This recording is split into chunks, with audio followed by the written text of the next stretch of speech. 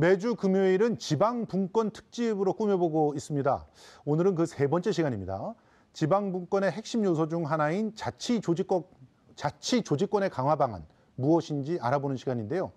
현재 국회 개헌특위 자문위원으로 활동하고 계신 두 분 편을 모셨습니다. 먼저 인하대 법학전문대학원의 이기우 교수 모셨습니다. 안녕하세요. 네, 안녕하세요. 예.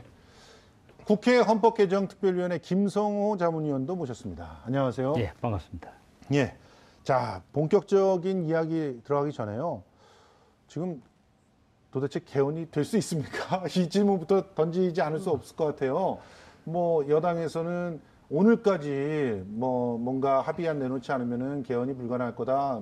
엄포를 놓고 있고, 또 야당에서는 지금 천막치고 뭐 개헌에 대해서는 전혀 관심 없는 것 같은데 어떻게 될까요? 뭐 참 답답한데요. 예. 저희들이 이제 자문위원으로 활동할 때 1년 가까이를 활동했는데 그때보다는 조금 희망적인 것도 보입니다. 아, 그래요? 예를 들어서 이제 5당의 개헌안을 놓고 예. 지금 비교표를 만들어 가면서 다투는 사이사이에 예. 합의안을 도출하려고 노력하는 모습은 보이고 있고요. 예. 그다음에 의외로 자유한국당에서 예. 대통령께서 권력구조의 전제 조건으로 내것인 예. 비례대표제, 연동형 비례대표제도 받아들일 용의가 있다. 예. 뭐 이렇게 했기 때문에 이게 상황에 따라서는 건물사를 탈 수도 있겠다. 아하. 뭐 이런데 시기 문제는 여전히 예. 한국당에서는 지방선거 때문에 불가다. 예. 뭐 이런 입장을 유지하고 있는 것 같습니다. 지금 어떻게 보십니까? 지금 연동형 비례대표제를 받아들인다고 해도 여전히 문제가 되는 게 사실은 뭐 국무총리를 어디서 선출하느냐 뭐 이런 문제들은 남아 있는 거죠, 아직도. 그렇습니다. 권력 구조를 어떻게 나눌 예. 것인가. 예. 예, 연동형 비례대표제를 받으면요. 예. 권력 구조 문제에 있어서도 예. 상당히 이제 그것은 사실 여당이 어느 정도 양보를 해야 될 그런 과제지 않습니까? 예. 그런 점에서 보면 야당이 이번에 연동형 비례대표제를 받을 경우에는 예.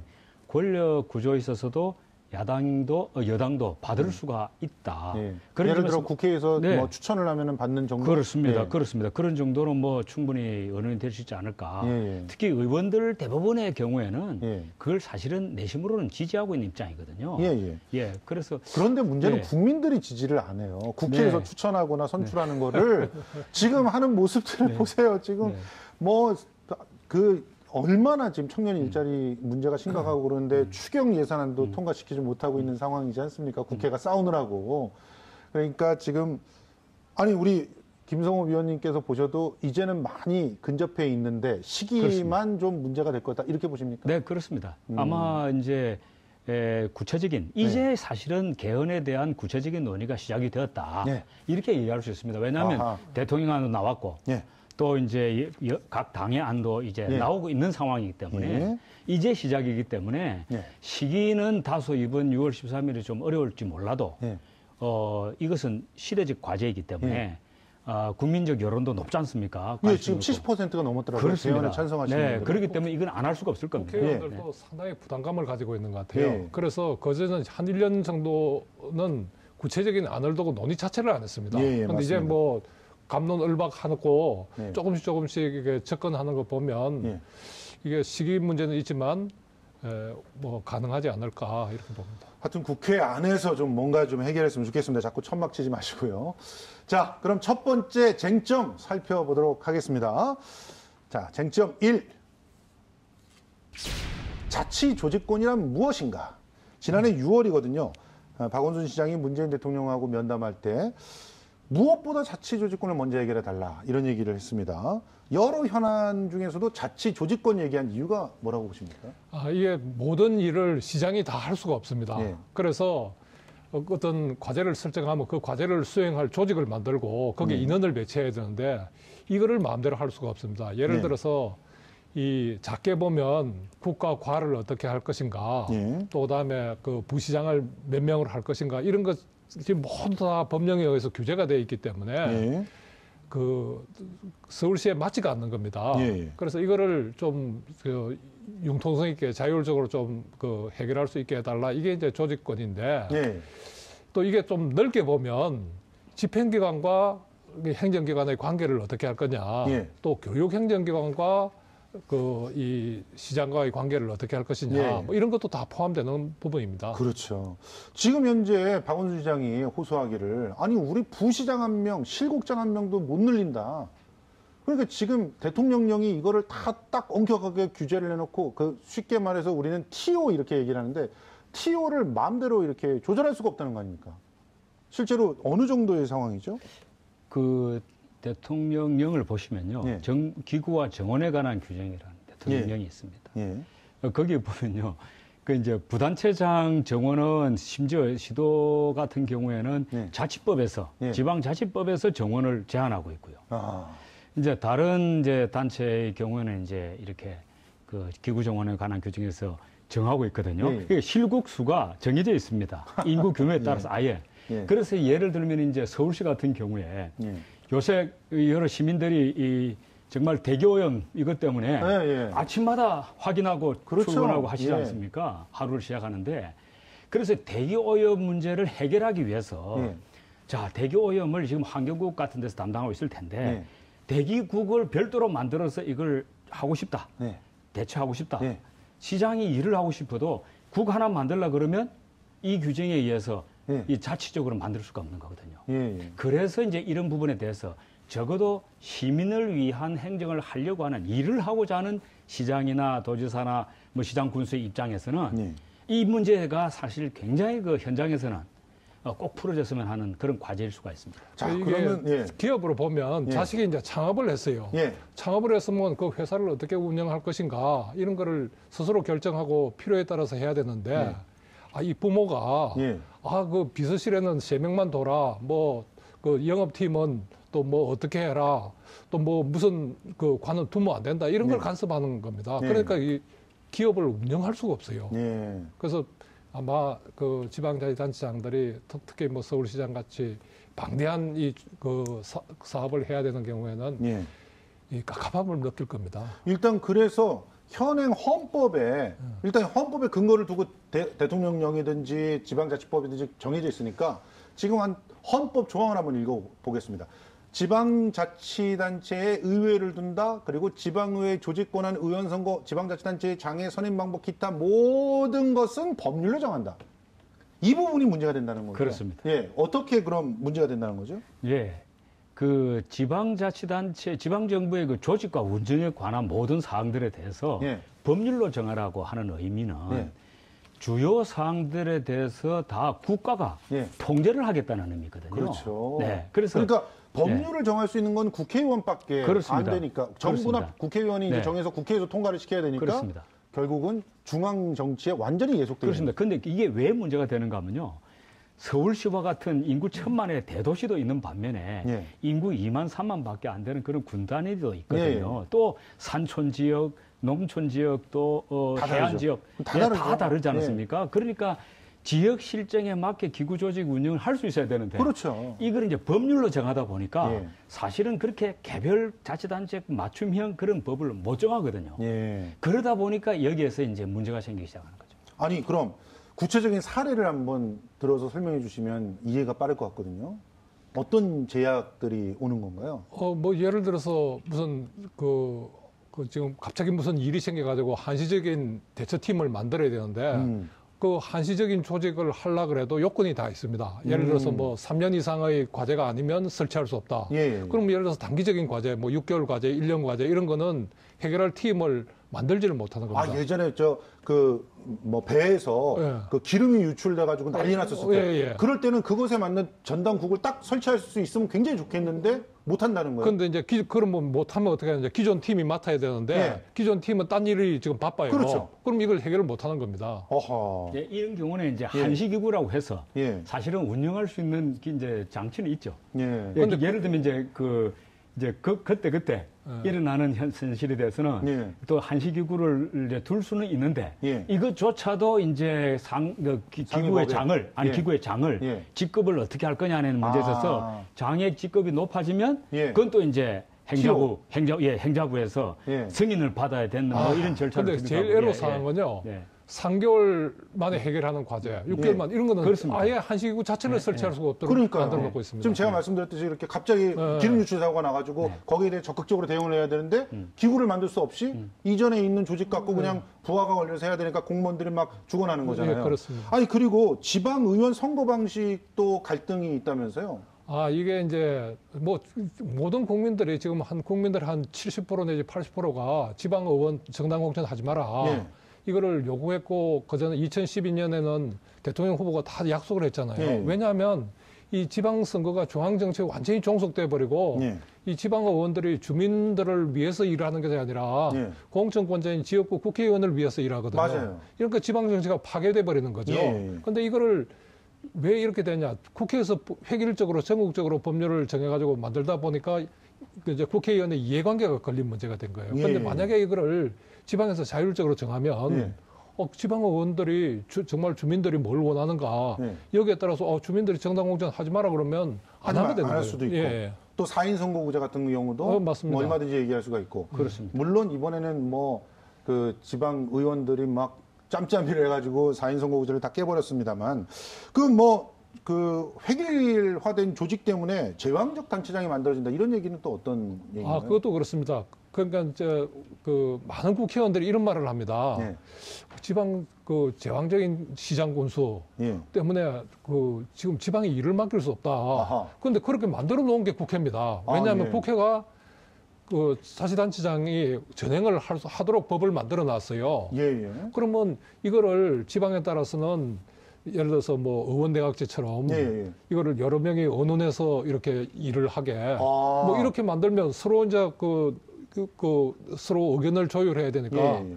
독주를 못 합니다. 예, 예. 그러면 합리적인 의사결정이 이루어지죠. 아니면 또 어떤 지방에서는 행정 잘하는 사람을 지배인으로 이렇게 초빙을 해가지고 예, 예. 행정을 맡길 수도 있거든요. 예, 예. 그리고 의회가 감시를 하고 예. 다양한 형태가 있는데 우리나라는 전부 다 획일적으로 만들어 놓으니까 어떤 조직의 혁신이 일어날 수가 없습니다. 그렇겠네요. 자, 이런 문제들을 이제 해결하기 위해서 지금 개헌이 필요하다는 것인데, 자, 그러면 두 번째 쟁점은 뭘까요? 두 번째 쟁점도 한번 살펴보도록 하겠습니다. 자, 쟁점 2. 현행 자치조직권의 구체적인 문제를 따져보자는 건데요. 기관 구성 형태와 문제점을 따져보겠다는 겁니다. 지금 현재 지자체의 기관 구성 형태 어떻습니까? 그 현재는 이제 우리나라 자치단체는요, 소위 말해서 기관 대리평이라고 부릅니다. 그게 기관 뭐냐면 대리평. 기관 대리평. 예. 그게 뭐냐면 집행기관과 의결기관, 의회, 집행기관과 의회 이 두 기관이 상호 이제 견제할 수 있는 그런 시스템으로 만들어져 있다. 이렇게 이제 얘기를 하거든요. 예. 근데 이게 서울시나 예. 저 인구 2, 3만밖에 안 되는 군단이나 다 똑같은 방식으로 지금 예. 그렇게 기구가 만들어져 있습니다. 예.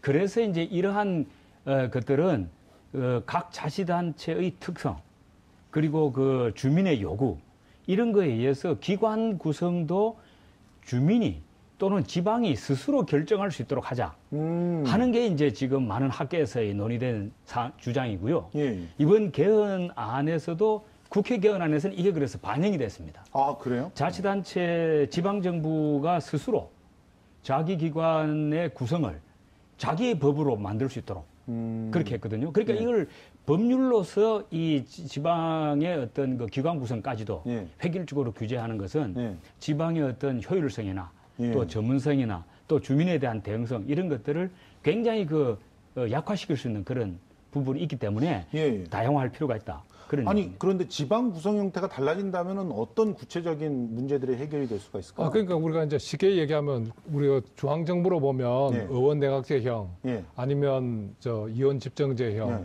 아니면 대통령제. 또 뭐 대통령제형. 대통령제형 뭐 이런 식으로 이제 지금은 대통령제만 지금 전국적으로 실시하고 있거든요.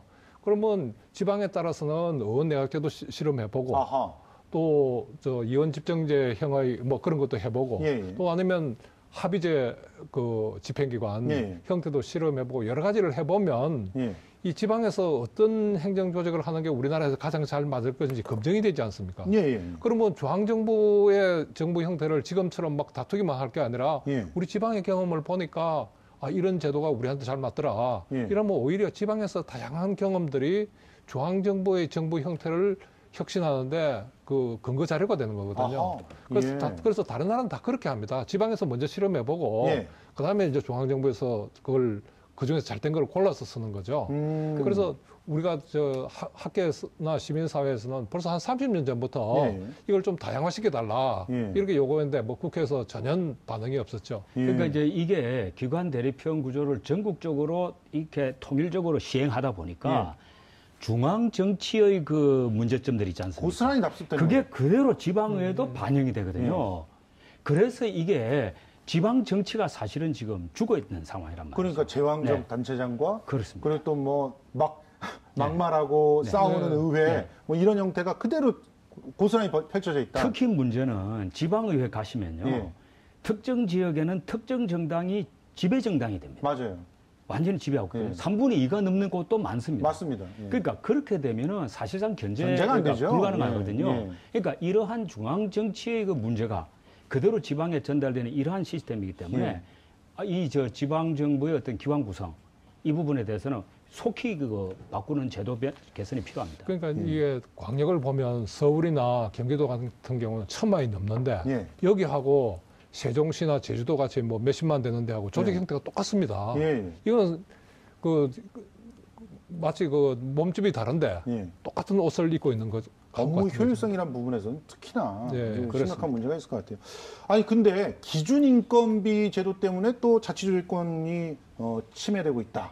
이런 얘기가 있는데 이 기준인건비가 뭐고 왜 이것이 침해되는지 좀 설명해 주세요. 이게 참 그 지방의 정원을 통제하는 방법을 여러 번 바꿔왔는데요. 예. 처음에는 총정원을 관리했습니다. 정원 예. 여유상 안 된다. 예. 그다음에 이제 총액 인건비, 아하. 인건비 총액이 요거다. 예. 그래서 그걸 넘지 못한다. 뭐 이런 식으로 관리했는데 지방에서 자율성을 주겠다고 예. 해서 도입한 제도가 이 기준 인건비 제도입니다. 예. 그런데 이제 이게 어떻게 작동을 하냐면 예. 매년 연말에 그 행자부 장관이 지방에게 이 기준 인건비를 통보를 합니다.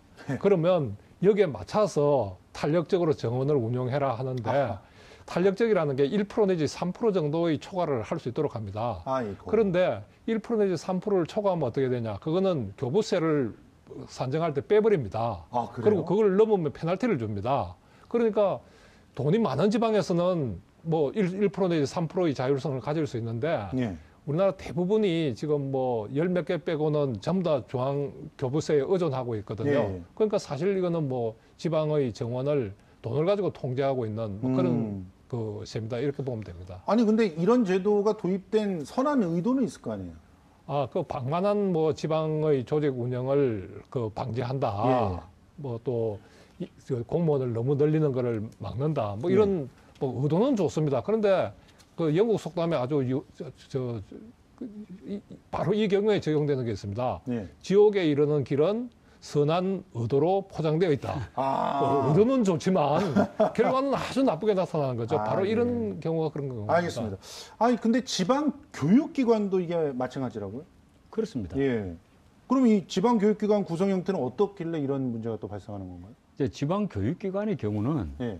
그 아시다시피 전국 17개 시도의 교육청이 있지 않습니까? 그렇죠. 근데 이 교육청이 결국 이 교육청과 또 우리 그 의회 안에 예. 시도의회 안에 또 이제 교육위원회가 있지 않습니까? 예. 이 구조가 똑같이 지금 들어가 있어요. 아하, 그렇군요. 그래서 이것도 역시 각 시도마다 지역 실정에 맞는 그런 제도 개선이 좀 필요한 거죠. 외국의 사례들이 좀 네. 있습니까? 예를 들어서 미국이라든지 예. 스위스 같은 경우에 이제 교육자치를 하는데 예. 그 어떤 지방에서는 그 시도나 시군의 행정기구하고 예. 교육기구를 통합해서 운영합니다. 예. 그래서 효율성 예를 들어서 뭐 때문에 교육감이라든가 그러겠죠? 교육위원회가 이제 그 일반 행정기관에 소속되는데 이걸 스위스에 제가 가봤더니 이걸 주민투표로 그냥 결정하는 거예요. 오. 그러면 어떤 지방에서는 이게 통합돼서 운영하고 또 어떤 지방에서는 분리돼서 운영하고 예. 이걸 한참 운영하다 보면 어느 지방의 교육이 더 효율적으로 수행되더라. 예. 뭐 이런 게 이제 판가름 되니까 그 요즘은 이제 스위스에 가보니까 주로 통합해 가는 경향이 있어요. 예. 왜냐하면 주민들이 요구하기에 왜 세금을 두 군데 내야 되느냐. 아. 뭐 이런 문제가 있고 또 그다음에 지방에서 교육기관을 이용하는 것도 주민이고 예. 일반 행정기관에서 설치해 놓은 도서관을 이용하는 것도 주민이고 예. 이렇게 하다 보니까 왜 동일한 기구인데 분리해서 운영하냐. 뭐 그래서 통합에 돼 가는 추세에 있는데 우리나라는 그게 불가능합니다. 왜냐하면 전국적으로 획일적으로 하려 하다 보니까 이 반대 이해관계가 다른 뭐 교사 집단이라든가 이런 데서 반대하면 조금 한 걸음도 나아갈 수 없습니다. 근데 이거를 지방에서 자유롭게 선택하게 하면 뭐 이런 제도를 선택하는 데도 있고 또 분리해서 따로 운영하는 데도 있고 이렇게 하다 보면 한 10년이나 20년 하면 어느 제도가 더 좋은지 이게 판가름이 되는 거죠. 지금 현재 사실은 그 교육청이라고 하는 교육행정기관 네. 그리고 또 일반 행정기관 이제 분리된 게 이전까지는 좀 그래도 긍정적인 역할을 한 점들이 꽤 있지 않았나요? 더욱이 처음에 교육감 선거가 직선제 도입되고 이럴 때는 사실은 일반 행정기관의 어떤 문제들 같은 것도 자치적인 교육감들이 많이들 해소하고 그런 문제들도 있었잖아요. 그런데 예, 사실 교육감 직선제를 하기 전에는 예. 말씀하신 사실은 것처럼 통일돼 긍정적인 있다시피 효과가 했죠. 많았습니다. 아, 왜 오히려? 그러면 그렇죠. 예. 이 교육감 직선제를 하기 전에는 시장이나 도지사들이 교육에 대해서 왜냐면 교육은 주민의 굉장히 관심 있는 예. 행정이잖아요. 예. 서비스잖아요. 그러니까 주민들이 그 부분에 대해서 관심을 가지고 있기 때문에 시에서도 관심을 가지고 심지어 예산도 배정을 하기도 하고 예. 이런 역할들을 많이 했었어요. 네. 그런데 교육감 직선제를 하고 난 이후부터는 네. 이거 완전히 이제 살림도 따로 살고 예. 또 그 단체장도 이제 직선을 하고 예. 이러니까 따로 놀게 됐죠. 아하. 예, 이러니까 이게 이제 여기에서 가장 그 교육계의 문제는 시도 단위의 자치 제도를 하다 보니까요. 예. 사실은 대부분 초중 고등학교는 예. 중고 이제 시군 단위에 아, 다 예. 소재하고 있지 않습니까? 예, 예. 그러니까 시군 단위에 있는 각 학교들에 대해서 음. 시민들이 가장 관심을 가지고 자녀 교육에 대해서 관심을 가지는데 그 시군 단위의 학교장이나 또는 그 지역교육청 이런 부분에 대해서도 사실은 자치적인 역할을 할 수 있어야 되거든요. 알겠습니다. 그러니까 이게 시군하고도 다 함께 협력해야 이게 더 좋은 서비스를 할 수가 있는데 예. 그럴 수 있는 길이 지금 완전히 제도적으로 막혀 있는 거죠. 아니 지방의회도요. 지금 사무기구의 인력을 운용하는데 엄격한 제한이 되어 있다는데 그것도 맞습니까? 그렇습니다. 어떤 식이죠? 그 이제 사무기구 같은 경우는 사실 제일 이제 시도의회, 지방의회 같은 경우는 단체장이 시도의회, 시군의회에 있는 공무원을 예. 여기서 파견을 합니다. 예. 예. 이렇게 되다 보니까 사실은 거기 와서 의회에 와서 일하는 분들이 의회에 충성하지 않고 사실은 늘 돌아갈 곳을 생각하고 일을 아하, 하거든요. 그래요? 사실 이 문제 때문에 예. 지금 그 의회 쪽에서는 그 의회 공무원 인사권 독립을 달라 아. 이제 이 얘기까지 나오고 있는 상황이죠. 그러니까 아. 이런 문제조차도 사실은 지방이 스스로 결정할 수 있게 한다면 이런 문제들이 이런 문제로 인한 갈등이 좀 없어지지 않을까 생각합니다. 그러니까 지금 이게 단체장이 그 지방의회에서 추천을 해서 단체장이 임명하는 이런 예. 형태로 지금 되는데 예. 이게 이제 그 시장이 지방의회 의장을 하는 나라들이 있어요. 그래요? 예, 예. 그런 그럼 나라에서는 완전히 거의 의원 내각제 같은 예, 예. 그런 그런 스타일이네요. 나라에서는 별로 문제가 없어요. 근데 아. 우리나라 같이 따로따로 이렇게 서로 감시하고 뭐 이렇게 그 독립적으로 운영되는 데서는 이게 그 의회 측에서 보면 자율성이 엄청나게 침해되는 이런 결과를 초래하는 거죠. 오히려. 그래서 거기에 맞춰줘야 되는데 예. 이 중앙정부에서 법령으로 획일적으로 규정하다 보니까 뭐 그런 그 개선의 여지가 없는 거죠. 알겠습니다. 아니, 지금 뭐 그 자치 조직권의 보장 이것은 지방분권을 실행하는데 굉장히 중요한 요소인 것 같아요. 지금 얘기를 들으면서 점점 더 그런 생각이 드는데 일단 그 조직적인 측면이라든가 여러 가지 측면에서 지방의 자율적인 어떤 권한들이 충분히 실험되고 또 그거를 주민들이 직접 체험해 볼 수 있게끔 하는 거 이런 제도들은 좀 필요할 것 같은데요. 자, 그러면 이제 마지막 세 번째 그 쟁점으로 넘어가 보도록 하겠습니다. 그러면 이 자치 조직권을 어떻게 보장하고 확대하느냐. 세 번째 쟁점입니다. 예. 자, 그러면 일단 중앙정부가 올해부터 기준인건비를 통해서 자치단체 정원은 관리하지 않겠다. 뭐 이런 얘기를 했어요. 대통령 개정안에서 이제 그런 것들이 예고가 된 것 같은데 조금만 설명을 해 주시죠. 그럼 앞으로 어떤 식으로 해나가겠다는 거죠? 별로 개선되지 않을 겁니다. 왜냐하면 그래요? 예. 그러니까 자꾸 이름만 바꿔가지고 통제를 예. 계속 하려고 지금 여러 가지 방안을 짜내고 있는데 뭐 요지는 이런 겁니다. 뭐 하급 행정기관 뭐 과수준에서 좀 자유롭게 할 수 있게 하고 또 정원 기준도 통제를 하지 않겠다. 예. 그리고 기준인건비도 부과하지 않겠다 이러는데 문제는 돈을 가지고 또 여전히 통제를 하고 있습니다. 그래서 이 기준인건비를 상회하는 넘는 그런 그 인건비에 대해서는 이 교부세를 산정할 때, 그 국가에서 지원할 때 그걸 지원하지 않겠다는 겁니다. 아직도요? 예. 그래서 여전히 그 교부세를 정상적으로 이렇게 받으려 그러면 그 기준인건비를 지켜야 되는 겁니다. 아, 예. 그러니까 결국 기준인건비를 통해서 관리하지 않겠다라고 말은 했지만 내용적으로는 관리되고 있는 거네요. 아니, 네. 그래서 그러면 아까 말씀드린 1% 예. 내지 3%의 탄력성, 예. 아 그거 뭐 넘어서 페널티 안 부과하겠다, 뭐 이런 정도입니다. 페널티 안 부과하게 예. 하겠다. 그러나 그 교부세를 그 정도 못 받으니까 어쨌건 이 교부세에 의해서 저 지방의 인력이 통제되는 그런 결과를 초래하는 거죠. 그러니까 사실상 지금 중앙이 계속해서 이제 지방을 이렇게 이런 방법 저런 방법으로 이름만 바꿔가면서 계속 통제를 하거든요. 예. 그러니까 가장 큰 이유는 사실 지방도 약간 책임은 있습니다. 왜 그런가 하면 총액 임금비제를 하다 보니까 예. 어떤 특정 지방에서는 사실상 그 전체의 공무원 수는 줄이면서 상위직을 늘리기도 하고 아. 또 기구를 좀 늘리기도 하고 예. 네, 이런 경우가 지방에서 많이 있습니다. 예. 예, 그러다 보니까 중앙에서는 계속해서 이제 불신의 눈을 또 그렇게 가지고 있는 거거든요. 예. 그래서 지방도 사실 이 부분에 대해서는 좀 책임을 좀 그 책임의식을 가져야 되죠. 자, 일단 그러면 그런데 그게 예. 지방에서 그렇게 하는 이유가 있습니다. 왜냐하면 그걸 이 지방에서 스스로 그 인건비를 부담하지 않고 국가에서 교부세 형태로 받아서 쓰다 보니까 그렇죠. 법에 규정된 대로 최대한 늘리는 게 현명하다고 이렇게 판단하는 그렇겠죠. 거죠. 그렇겠죠. 예. 그러니까 이건 또 연결돼 있네요. 그렇습니다. 그러니까 그 지방에 자체적으로 경제적 그 권리를 갖다 줘서 예.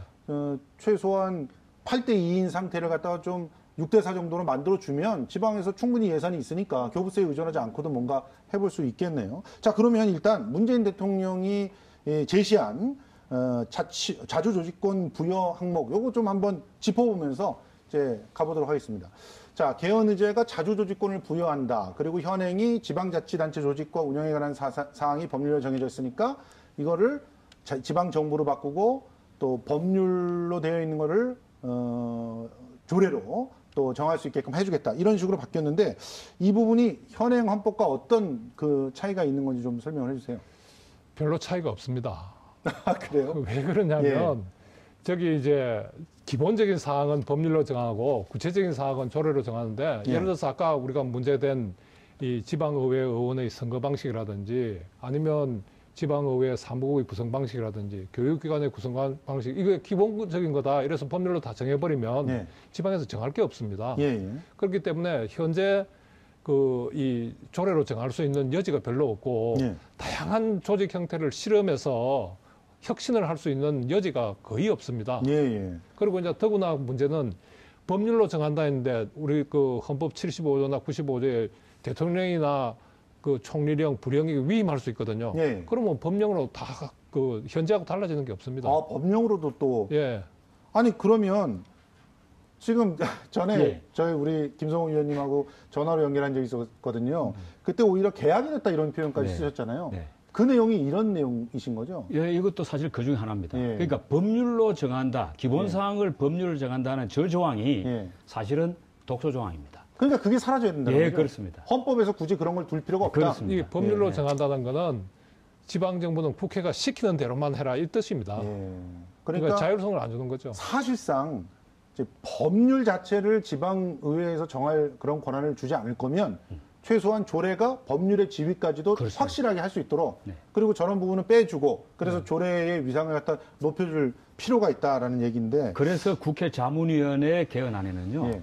저 자주조직권을 자기 법률로, 지방의 법률로 정할 수 있도록 그렇게 규정을 했거든요. 아예 조례란 말도 없애고 지방 그렇습니다. 법률이라고 지방의 얘기하시는 법률, 예. 예. 거기서 한 걸음 더 나아간 게 뭐냐면 국회가 정한 법률에 그것이 지역 실정에 맞지 않다고 생각하면 예. 지방에서는 국회가 정한 법률과 달리 정할 수 있다. 어허. 뭐 그렇게까지 갔고요. 예. 그래서 그렇게 해서 다양성을 지방에 주고 지방끼리 이렇게 경쟁을 경쟁하게 하면서 하고, 예. 혁신을 하도록 예. 이렇게 유도하려는 거죠. 그러면 혁신한 쪽의 법률, 지방 법률을 본따서 예. 자기네들이 또 벤치마킹해서 또 만들 다른 수도 지방에 있고. 확산되고 또 예. 그런 것들을 국회의원들이 보고 이거 괜찮은데? 그래서 아예 중앙정부의 법률로 위반할 수도 있고 예, 이런 그렇습니다. 거죠. 자, 지방분권 사실 뭐 지금이 골든 타임이라고 합니다. 그런데 여러 가지 쟁점들은 남아 있고 그리고 시간은 없고 시민들에게 우리 지방분권에 대해서 우리 두 선생님께서 좀 당부하고 싶은 말씀이 있다면 이 자리를 통해서 좀 마무리 말씀 부탁드립니다. 네. 지방 분권은 앞으로 그 새로운 시대를 열고 그야말로 주민을 위한 예. 지방 행정을 이루는데 필수적인 요소입니다. 예, 예. 그래서 지방 분권을 위한 개헌이 꼭 이루어질 수 있도록 예. 시민 여러분의 적극적인 지지와 관심을 부탁드리고 싶습니다. 그러려면 개헌안을 좀 꼼꼼히 들여다봐야 될 네, 것 같아요. 그렇습니다. 우리 교수님.